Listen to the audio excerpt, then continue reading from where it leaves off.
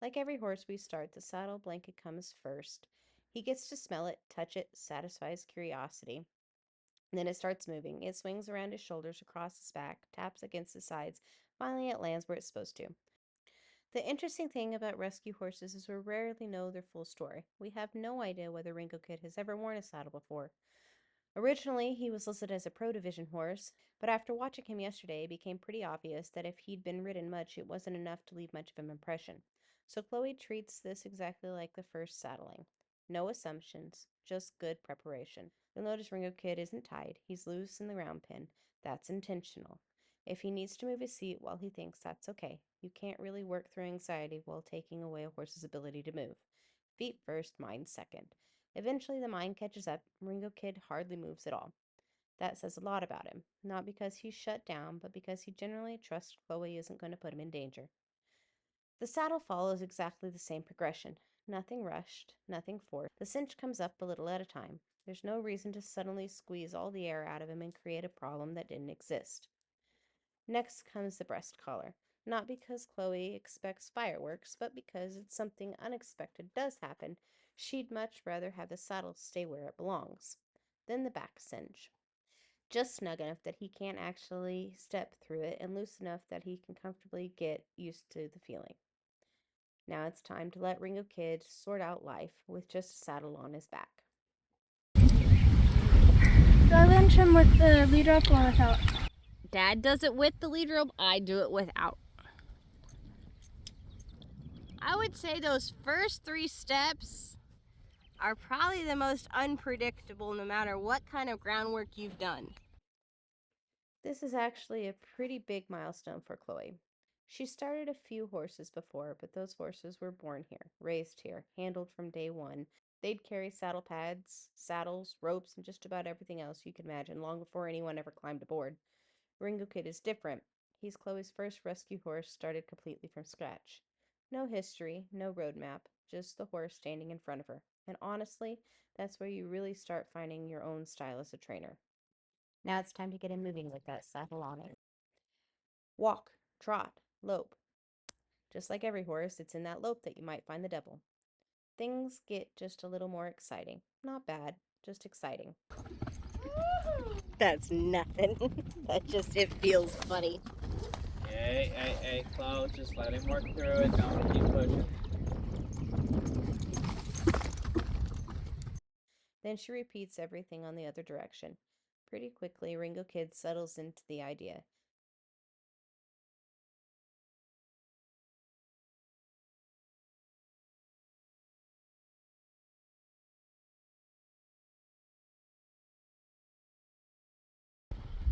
He still hasn't quite figured out where to put all 4 feet, but mentally he's right there with her.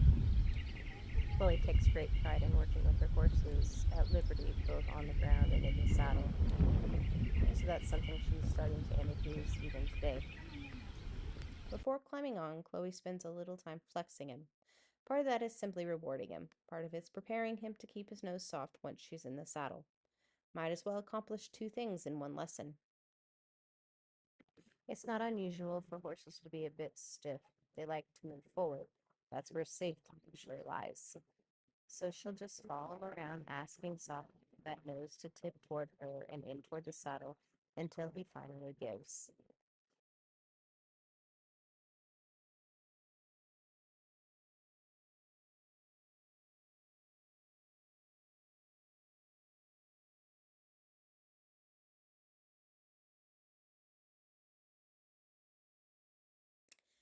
Even though Chloe has rode him before, a saddle changes everything. The weight shifts differently, the stirrups move, the leather creaks. So she goes right back through the process, standing in the stirrup, bouncing, putting weight in one side, laying across the saddle, even flapping the opposite stirrup so he remembers she'll be visible from both eyes. Apparently, her body weight feels more like a bedtime story than a training session. I think Ringo Kid is about 3 seconds from taking a nap. Honestly, I don't know what more Chloe could have done to prepare him. Once she finally swings into the saddle, he wakes up, but that's about it. He doesn't feel the need to walk off, and Chloe is going to reward that every single time. One habit she never wants him developing is assuming that getting on means immediately moving out. Standing quietly is always worth rewarding. Really, on these first few days, they can stand around and hold us for as long as they really want to. The fact that he's engaged with outside of the arena, even though she's bouncing around up there, is a very good sign that he's comfortable and relaxed and ready to get a little bit of work done.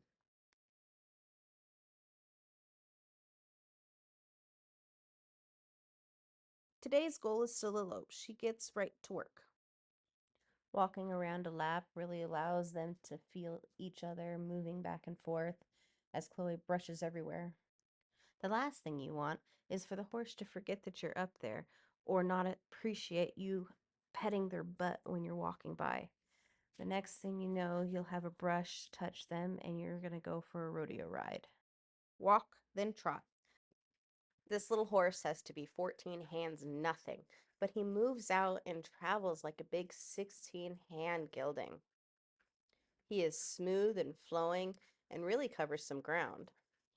And of course, with that flowing mane and tail, he's quite the looker. Even though Chloe's working toward the lope eventually today, it's not the first thing that she's going to make sure that he can accomplish.